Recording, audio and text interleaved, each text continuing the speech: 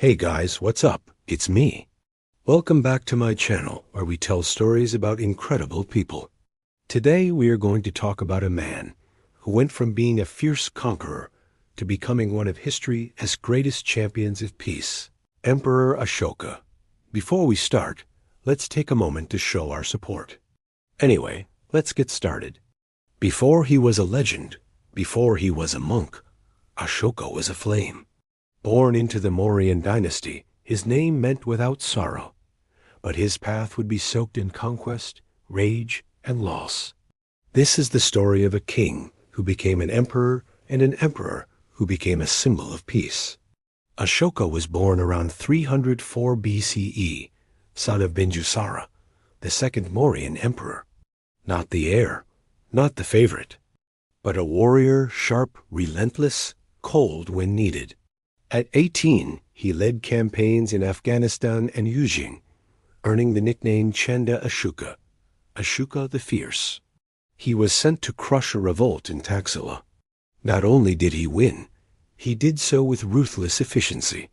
In 268 BCE, Ashoka took the throne of the Mauryan Empire, but not peacefully.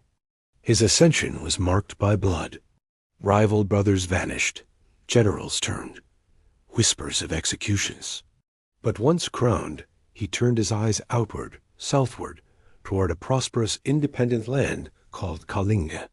In 261 BCE, Ashoka launched a full-scale invasion of Kalinga. Over 100,000 died. Another 150,000 were captured or displaced. But when he walked the battlefield afterward, he saw not triumph, but tragedy. Eyewitnesses say, Ashoka stood in silence, watching vultures circle the dead, his own men shaken, women screaming, fires still burning. And in that moment, the fiercest king in India cracked.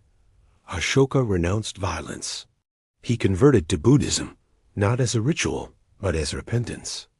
He banned animal sacrifice, planted banyan trees along roads, dug wells, built hospitals, and carved his principles into stone, literally. Across India, he erected edicts, slabs inscribed with teachings, justice, and moral conduct. From Nepal to Karnataka, Sri Lanka to Pakistan, his words still survive. Ashoka wasn't weak. His empire still spanned from the Himalayas to southern India, larger than any before him. But he ruled by Dharma, not fear. His army became a tool of defense, not destruction. Diplomats, not generals, became his key advisors. He sent missionaries to distant lands, even to the Greek world, to spread the teachings of the Buddha. Ashoka dies. 232 BCE. For centuries later, the world remembered Ashoka not for the war he won, but for the one he chose to never fight again. Today, his lion stands on India's national emblem. His chakra, the wheel of law, spins at the heart of India's flag. He was more than a king. He was proof that peace is not the absence of power, but the highest form of it. After Emperor Ashoka's death, his empire fell into a power struggle and eventually collapsed. But his ideas lived on in the hearts of millions. You see, although he had been a ruthless warrior in his early years, he had made a vow to himself that he would never wage war again. And he kept that promise. His empire was the largest in the history of India, and he ruled over it with wisdom and compassion. One day, while he was walking through the streets of his capital city, he saw a poor beggar and asked him what he wanted. The beggar said that he wanted food and money to buy medicine for his sick wife. The emperor was moved by the beggar's story and decided to help him. He gave him all the money he asked for and then invited him to the palace to have food. The beggar was overjoyed and thanked the emperor for his generosity. From that day on, the beggar became one of the emperor's most trusted advisors because he always remembered the importance of helping those in need. But it wasn't just the common people who respected and loved Emperor Ashoka.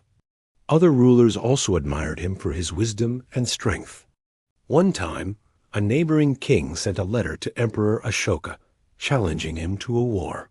He thought that Emperor Ashoka was weak and wouldn't fight back. But he was wrong. Emperor Ashoka didn't want to go to war, but he also didn't want to be seen as a coward. So he decided to write a letter back to the challenging king. In his letter, Emperor Ashoka told the other king that he was willing to fight, but only on one condition, that they should both dress up as women and ride on elephants with lit candelabras on their heads. The other king was confused by this strange request, but he agreed to it anyway. On the day of the battle, both kings dressed up as women and rode on elephants with candles on their heads. As they approached each other, the candles on their heads began to flicker, and one of them went out. The king who lost his candle was declared the loser of the battle. The other king realized that Emperor Ashoka was right. There was no point in fighting a war when there was a simple solution to their problems. They could just be friends. Emperor Ashoka was a true leader who put the needs of his people above his own. He wasn't afraid to show compassion and understanding towards his enemies. And because of that, he won the respect and admiration of everyone in his empire. The end. We hope you enjoyed the story of Emperor Ashoka.